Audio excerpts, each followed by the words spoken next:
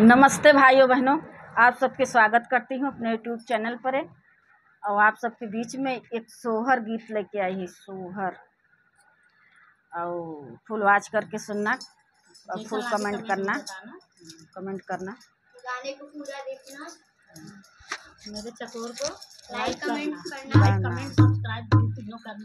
पीसा तीरा ले हर दिया हो हर दी काई घाटिया हो हर दी काई घाटिया हो मोरे रामा उमाड़ी घुमाड़ी पीरिया वही हो थके ना देखाई हो थके